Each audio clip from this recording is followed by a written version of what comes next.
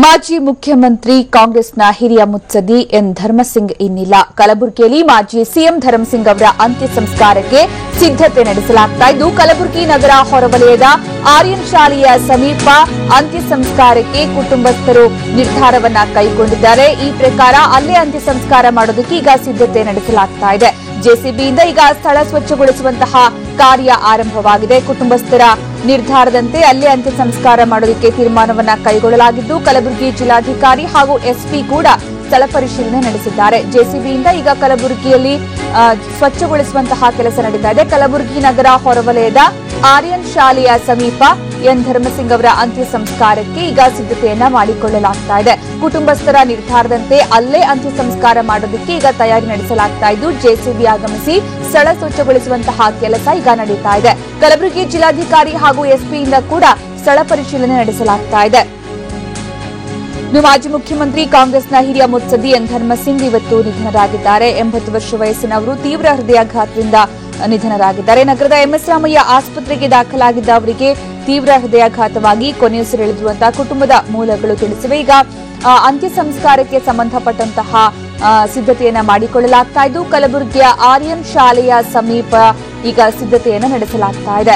ಕಲಬುರಗಿಯಲ್ಲಿ ಮಾಜಿ ಸಿಎಂ ಧರ್ಮಸಿಂಗ್ ಅವರ ಅಂತ್ಯ ಸಂಸ್ಕಾರಕ್ಕೆ ಸಕಲ ಸಿದ್ದತೆ ಕೂಡ ನಡೆಸಲಾಗ್ತಾ ಇದ್ದು, ಕಲಬುರಗಿ ನಗರದ ಹೊರವಲಯದ ಆರ್ಯನ್ ಶಾಲೆಯ ಸಮೀಪ ಅಂತ್ಯ ಸಂಸ್ಕಾರಕ್ಕೆ ಕುಟುಂಬಸ್ಥರು ಈಗ ತೀರ್ಮಾನವನ್ನ ಕೈಗೊಂಡಿದ್ದಾರೆ. ಇದಕ್ಕಾಗಿ ಜೆಸಿಬಿ ಈಗ ಆಗಮಿಸಿದ್ದು, ಅಲ್ಲಿ ಸ್ಥಳ ಸ್ವಚ್ಛಗೊಳಿಸುವಂತಹ ಕೆಲಸ ಈಗ ಆರಂಭ ಆಗಿದೆ. ಕಲಬುರಗಿ ಜಿಲ್ಲಾಧಿಕಾರಿ ಹಾಗೆ ಎಸ್ಪಿ ಕೂಡ ಸ್ಥಳಕ್ಕೆ ಭೇಟಿ ಕೊಟ್ಟು ಅಂತ್ಯ ಸಂಸ್ಕಾರ ನಡೆಸುವ ಸ್ಥಳದ ಸಿದ್ದತೆಯ ಬಗ್ಗೆ ಈಗ ಪರಿಶೀಲನೆ ಕೈಗೊಂಡಿದ್ದಾರೆ.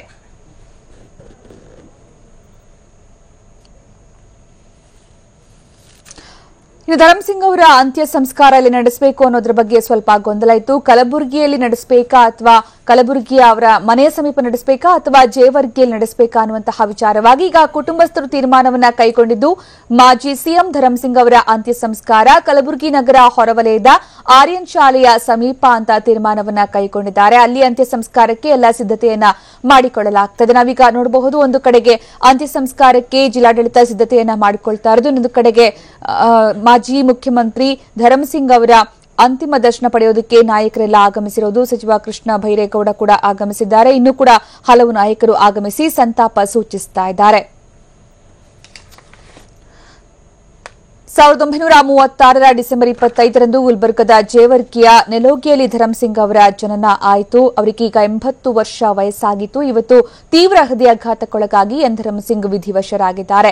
ಮಾಜಿ ಮುಖ್ಯಮಂತ್ರಿ ಧರ್ಮಸಿಂಗ್ ವಿಧಿವಶರಾದ ವಿಚಾರಕ್ಕೆ ಸಂಬಂಧಪಟ್ಟಂತೆ ಅನೇಕ ಗಣ್ಯರು ಸಂತಾಪ ಸೂಚಿಸುತ್ತಾ ಇದ್ದಾರೆ. ಈಗ ಅವರ ನಿವಾಸ ಸದಾಶಿವನಗರದವರ ನಿವಾಸದಲ್ಲಿ ಏನೋ ಪಾರ್ಥಿವ ಶರೀರವನ್ನು ಇಡಲಾಗಿದೆ. ಅಲ್ಲಿಗೆ ಆಗಮಿಸಿ ಎಲ್ಲರೂ ಕೂಡ ಅಂತಿಮ ನಮನವನ್ನ ಸಲ್ಲಿಸ್ತಾ ಇದ್ದಾರೆ. ಇನ್ನು ಸ್ವಲ್ಪ ಹೊತ್ತಲ್ಲಿ ಜಕ್ಕೂರು ಏರ್ಪೋರ್ಟ್ಗೆ ಅವರ ಪಾರ್ಥಿವ ಶರೀರವನ್ನ ರವಾನೆ ಮಾಡಲಾಗುತ್ತೆ. ಜಕ್ಕೂರು ಏರ್ಪೋರ್ಟ್ನಿಂದ ವಿಶೇಷ ವಿಮಾನದಲ್ಲಿ ಬೀದರ್ ವಿಮಾನ ನಿಲ್ದಾಣಕ್ಕೆ ಧರ್ಮಸಿಂಗ್ ಅವರ ಪಾರ್ಥಿವ ಶರೀರವನ್ನ ರವಾನೆ ಮಾಡಲಾಗುತ್ತೆ. ಅಲ್ಲಿಂದ ಬೀದರ್ನಿಂದ ಹೆಲಿಕಾಪ್ಟರ್ ಮೂಲಕ ಕಲಬುರಗಿಗೆ ರವಾನೆ ಮಾಡಲಾಗುತ್ತೆ. ನಂತರ ಕಲಬುರಗಿಯಲ್ಲಿ ಅಂತಿಮ ಸಂಸ್ಕಾರ ನೆರವೇರಲಿದೆ.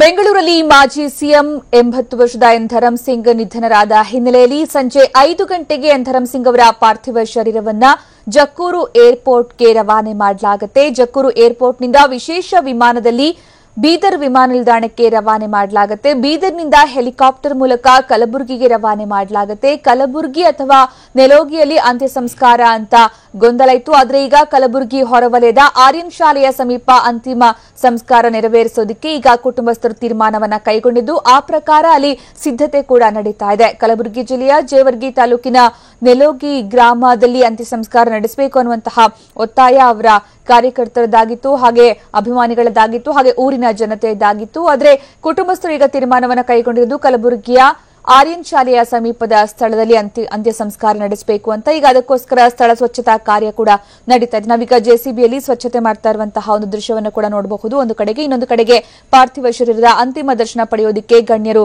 ಸಾಲು ಸಾಲಾಗಿ ಆಗಮಿಸ್ತಾ ಇರೋದು. ಈಗಾಗಲೇ ಸಿಎಂ ಸಿದ್ದರಾಮಯ್ಯ ಕೂಡ ಆಗಮಿಸಿ ಅಂತಿಮ ನಮನವನ್ನ ಸಲ್ಲಿಸಿದ್ರು. ಇನ್ನು ಸಚಿವರು, ಸಂಪುಟ ಸದಸ್ಯರು ಎಲ್ಲರೂ ಕೂಡ ಅಲ್ಲಿಗೆ ಆಗಮಿಸಿದ್ದಾರೆ. ಎನ್ ಧರ್ಮಸಿಂಗ್ ಅವರಿಗೆ ಅಂತಿಮ ನಮನವನ್ನ ಸಲ್ಲಿಸ್ತಾ ಇದ್ದಾರೆ. ಅಂತಿಮ ದರ್ಶನ ಪಡೆಯೋದಕ್ಕೆ ಸಾಲು ಸಾಲಾಗಿ ಜನರು ಅವರ ಅಭಿಮಾನಿಗಳು ಹಾಗೆ ಅವರ ಜೊತೆ ಕೆಲಸ ಮಾಡಿದಂತಹ ರಾಜಕಾರಣಿಗಳು ಎಲ್ಲರೂ ಕೂಡ ಸರತಿ ಸಾಲಲ್ಲಿ ಆಗಮಿಸ್ತಾ ಇದ್ದಾರೆ. ಇನ್ನು ಒಂದು ಕಡೆಗೆ ಅಂತ್ಯ ಸಂಸ್ಕಾರಕ್ಕೆ ಸ್ಥಳ ಸ್ವಚ್ಛತೆ ಮಾಡ್ತಾ ಇರುವಂತಹ ದೃಶ್ಯ, ಜೆಸಿಬಿ ಆಗಮಿಸಿ ಈಗಾಗಲೇ ಸ್ವಚ್ಛತಾ ಕಾರ್ಯವನ್ನ ಕೈಗೊಂಡಿದೆ.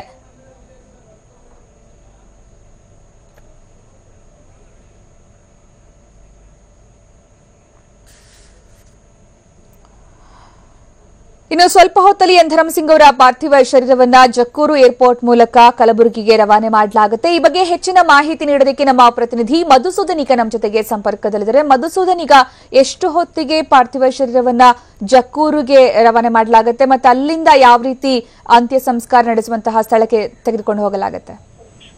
ಸುಕನ್ಯಾ, ಇನ್ನೇನು ಕೆಲವೇ ನಿಮಿಷಗಳಲ್ಲಿ ಸದಾಶಿವನಗರದ ಧರ್ಮಸಿಂಗ್ ಅವರ ನಿವಾಸದಿಂದ ಅವರ ಪಾರ್ಥಿವ ಶರೀರವನ್ನ ನೇರವಾಗಿ ಕ್ವೀನ್ಸ್ ರಸ್ತೆಯಲ್ಲಿ ಇರುವಂತಹ ಕೆಪಿಸಿಸಿ ಕಚೇರಿಗೆ ಮೊದಲು ತೆಗೆದುಕೊಂಡು ಹೋಗಲಾಗುತ್ತೆ. ಕೆಪಿಸಿಸಿ ಕಚೇರಿಯಲ್ಲಿ ಒಂದು ನಮನವನ್ನ ಸಲ್ಲಿಸಿದ ನಂತರ ಆ ಕ್ವೀನ್ಸ್ ರಸ್ತೆಯ ಕೆಪಿಸಿಸಿ ಕಚೇರಿಯಿಂದ ನೇರವಾಗಿ ಜಕ್ಕೂರು ಏರ್ಪೋರ್ಟ್ಗೆ ಅವರ ಪಾರ್ಥಿವ ಶರೀರವನ್ನ ರವಾನೆ ಮಾಡಲಾಗುತ್ತೆ.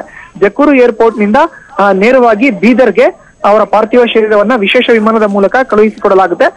ಅದಾದ ನಂತರ ಅಂದ್ರೆ ಬೀದರ್ಗೆ ಸರಿಸುಮಾರು 7 ಗಂಟೆಗೆ ಅವರ ಒಂದು ಪಾರ್ಥಿವ ಶರೀರ ಸೇರುವಂತ ಎಲ್ಲ ನಿರೀಕ್ಷೆಗಳಿದ್ದು ಅಲ್ಲಿಂದ ವಿಶೇಷ ಹೆಲಿಕಾಪ್ಟರ್ ಮೂಲಕ ಅವರ ಪಾರ್ಥಿವ ಶರೀರ ಬೀದರ್ನಿಂದ ಕಲಬುರಗಿಗೆ ಕಳಿಸಿಕೊಡಲಾಗುತ್ತೆ. ಇನ್ನು ಅಂತ್ಯಕ್ರಿಯೆ ನಾಳೆ ನಡೆಯಲಿದ್ದು ಅವರ ಹುಟ್ಟೂರು ಆಗಿರೋ ಅಂತ ಜೇವರ್ಗಿ ತಾಲೂಕಿನ ನೇಲೋಗಿ ಅನ್ನೋ ಗ್ರಾಮದಲ್ಲಿ ನಡೆಯುವಂತ ಎಲ್ಲಾ ಸಾಧ್ಯತೆಗಳಿದೆ. ಈಗಾಗಲೇ TV9ಗೆ ಸಿಕ್ಕಿರುವಂತ ಮಾಹಿತಿಗಳ ಪ್ರಕಾರ ಅವರ ಹುಟ್ಟೂರು ಜೇವರ್ಗಿಯ ನೇಲೋಗಿಯಲ್ಲೇ ಅವರ ಅಂತ್ಯ ಸಂಸ್ಕಾರ ಮಾಡಬೇಕು ಅಂತ ಕುಟುಂಬಸ್ಥರು ಒಂದು ಅಂತಿಮವಾದಂತ ನಿರ್ಧಾರವನ್ನ ಮಾಡಿದ್ದಾರೆ. ಅವರ ಅಂತಿಮ ಅಂತ್ಯಕ್ರಿಯೆ ನಾಳೆ ನಡೆಯಲಿದ್ದು ಇವತ್ತು ಸಂಜೆ 8 ಗಂಟೆ ಇವತ್ತು ರಾತ್ರಿ 8 ಗಂಟೆ ವೇಳೆಗೆ ಅವರ ಪಾರ್ಥಿವ ಶರೀರ ಕಲಬುರಗಿಗೆ ಸೇರುವಂತ ಎಲ್ಲಾ ಸಾಧ್ಯತೆಗಳಿದೆ. ನಾಳೆ ಕಲಬುರಗಿಯಲ್ಲಿ ಅಂತಿಮ ವಿಧಿವಿಧಾನಗಳ ಮಾಡಿದ ನಂತರ ಅವರ ಹುಟ್ಟೂರು ಜೇವರ್ಗಿ ಗ್ರಾಮದ ನೇಲೋಗಿಯಲ್ಲಿ ನಡೆಯುವಂತ ಎಲ್ಲಾ ಸಾಧ್ಯತೆಗಳು ಇದೆ. ಸುಕನ್ಯಾ, ಓಕೆ ಮಧುಸೂದನ್, ಈಗ ಇಲ್ಲಿ ಸದಾಶಿವನಗರದವರ ನಿವಾಸದಲ್ಲಿ ಅಂತಿಮ ದರ್ಶನಕ್ಕೆ ವ್ಯವಸ್ಥೆ ಮಾಡಲಾಗಿದೆ. ಇನ್ನು ಎಷ್ಟೊತ್ತು ಇಲ್ಲಿ ಅಂತಿಮ ದರ್ಶನಕ್ಕೆ ವ್ಯವಸ್ಥೆ ಮಾಡಲಾಗುತ್ತೆ? ಯಾಕಂದ್ರೆ ಬರ್ತಾ ಇರೋರ ಸಂಖ್ಯೆ ಕೂಡ ಹೆಚ್ಚಾಗ್ತದೆ ಅನ್ಸುತ್ತೆ. ಖಂಡಿತವಾಗ್ಲೂ ಸುಕನ್ಯಾ, ಈಗಷ್ಟೇ ರಾಜ್ಯದ ಮುಖ್ಯಮಂತ್ರಿ ಸಿದ್ದರಾಮಯ್ಯನವರು ಕೂಡ ಬಂದು ಧರ್ಮಸಿಂಗ್ ಅವರ ಪಾರ್ಥಿವ ಶರೀರಕ್ಕೆ ಅಂತಿಮ ನಮನವನ್ನ ಸಲ್ಲಿಸಿದ್ದಾರೆ. ಸಿದ್ದರಾಮಯ್ಯನವರು ಬರ್ತಾರೆ ಅನ್ನೋ ಕಾರಣಕ್ಕೋಸ್ಕರನೇ ಅವರ ಪಾರ್ಥಿವ ಶರೀರನ 4 ಗಂಟೆ 30 ನಿಮಿಷ ತನಕ ಮನೆಯಲ್ಲೇ ಇಡಬೇಕು ಅಂತ ಅವರ ಪುತ್ರ ಹಾಗೂ ಜೇವರ್ಗಿಯ ಶಾಸಕ ಡಾಕ್ಟರ್ ಅಜಯ್ ಸಿಂಗ್ ನಿರ್ಧಾರ ಮಾಡಿದ್ರು. ದೂರವಾಣಿ ಮೂಲಕ ಅಜಯ್ ಸಿಂಗ್ ಜೊತೆ ಮಾತನಾಡಿದಂತ ಸಿಎಂ ಸಿದ್ದರಾಮಯ್ಯನವರು, ನಾನು ಹಾವೇರಿ ಜಿಲ್ಲಾ ಪ್ರವಾಸದಲ್ಲಿದ್ದೀನಿ, ಆದ್ರೆ ಹಾವೇರಿ ಜಿಲ್ಲಾ ಪ್ರವಾಸವನ್ನ ಮೊಟಕುಗೊಳಿಸಿ ನಾನು ನೇರವಾಗಿ ಸದಾಶಿವನಗರದ ನಿಮ್ಮ ನಿವಾಸಕ್ಕೆ ಬರ್ತೀನಿ, ಅಲ್ಲೇ ಪಾರ್ಥಿವ ಶರೀರದ ಅಂತಿಮ ದರ್ಶನವನ್ನ ತೆಗೆದುಕೊಳ್ತೀನಿ ಅನ್ನೋ ಒಂದು ಹೇಳಿಕೆಯನ್ನ ದೂರವಾಣಿ ಮೂಲಕ ಅಜಯ್ ಸಿಂಗ್ರಿಗೆ ತಿಳಿಸಿದ್ರು. ಈ ನಿಟ್ಟಿನಲ್ಲಿ ಪಾರ್ಥಿವ ಶರೀರ ಸಿಎಂ ಸಿದ್ದರಾಮಯ್ಯ ಅವರು ಕೊನೆಯ ನಮನವನ್ನ ಸಲ್ಲಿಸಲಿಕ್ಕೋಸ್ಕರನೇ ಸದಾಶಿವನಗರದ ನಿವಾಸದಲ್ಲೇ ಧರ್ಮಸಿಂಗ್ ಅವರ ಪಾರ್ಥಿವ ಶರೀರವನ್ನ ಇಡ್ಲಾಗಿತ್ತು. ಈಗ ಸಿಎಂ ಸಿದ್ದರಾಮಯ್ಯನವರು ಬಂದು ಧರ್ಮಸಿಂಗ್ ಅವರ ಪಾರ್ಥಿವ ಶರೀರದ ಅಂತಿಮ ದರ್ಶನವನ್ನ ಪಡೆದಿದ್ದಾರೆ. ಇನ್ನೇನು ಕೆಲವೇ ನಿಮಿಷಗಳಲ್ಲಿ ನೇರವಾಗಿ ಸದಾಶಿವನಗರದ ನಿವಾಸದಿಂದ ಧರ್ಮಸಿಂಗ್ ಅವರ ಪಾರ್ಥಿವ ಶರೀರವನ್ನ ಕ್ವೀನ್ಸ್ ರಸ್ತೆಯ ಕೆಪಿಸಿಸಿ ಕಚೇರಿಗೆ ತೆಗೆದುಕೊಂಡು ಹೋಗಲಾಗುತ್ತೆ.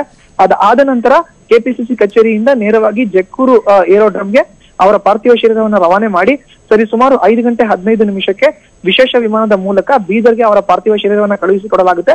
ಬೀದರ್ಗೆ 6 ಗಂಟೆ 45 ನಿಮಿಷದಷ್ಟಕ್ಕೆ ಪಾರ್ಥಿವ ಶರೀರ ತಲುಪಲಿದ್ದು ಅಲ್ಲಿಂದ ವಿಶೇಷ ಹೆಲಿಕಾಪ್ಟರ್ ಮೂಲಕ ಕಲಬುರಗಿಗೆ ರಾತ್ರಿ 8 ಗಂಟೆಗೆ ಪಾರ್ಥಿವ ಶರೀರ ಸೇರುವಂತ ಎಲ್ಲಾ ಸಾಧ್ಯತೆಗಳಿದ್ದು ನಾಳೆ ಅಂತ್ಯಕ್ರಿಯೆ ನಡೆಯುತ್ತೆ. ಸುಕನ್ಯಾ, ಓಕೆ, ಧನ್ಯವಾದ ಮಧುಸೂದನ್.